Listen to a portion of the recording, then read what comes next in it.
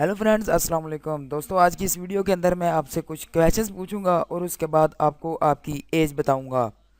इस वीडियो को आखिर तक ज़रूर देखना, क्योंकि इस वीडियो के आखिर में मैं आपको बहुत ही इंपॉर्टेंट चीज़ बताऊंगा जिसके बगैर ये ट्रिक्स बिल्कुल बेकार हैं। इस वीडियो को देखने से पहले अपने पास कैलकुलेटर ज़रूर रख लें ताकि आपको कैलकुलेशन में आसानी हो सके।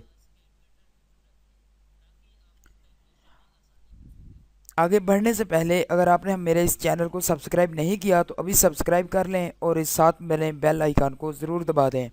तो चलिए शुरू करते हैं अपनी आज की वीडियो।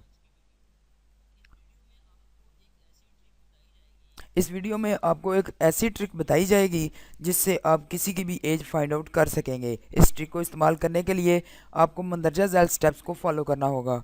स्टेप 1, स्क्रीन पर दिखाई देने वाले नंबर्स में से कोई एक नंबर सेलेक्ट करें। आपने जो भी नंबर सेलेक्ट किया है हम इसको एक्स फर्ज कर लेते हैं। स्टेप 2, जो नंबर आपने चूज़ किया इसको 2 के साथ मल्टीप्लाई कर दें, यानी x मल्टीप्लाई 2।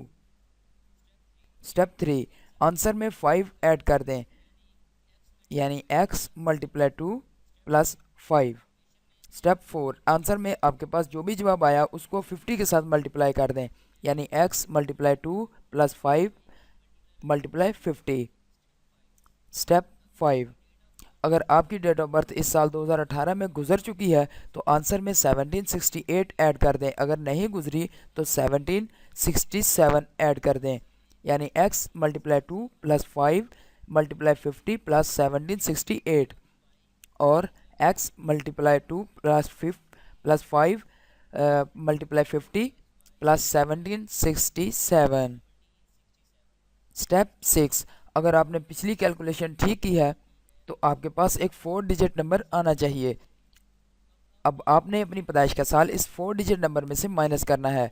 अब आपके पास 3 डिजिट्स नंबर आ जाएगा। इस 3 डिजिट नंबर में से पहला वो होगा जो आपने शुरू में चूज़ किया था, और बाकी दो जो बचे हैं वो आपकी एज हो गया। अगर आपकी सारी कैलकुलेशन ठीक है तो आपकी एज ठीक आनी चाहिए।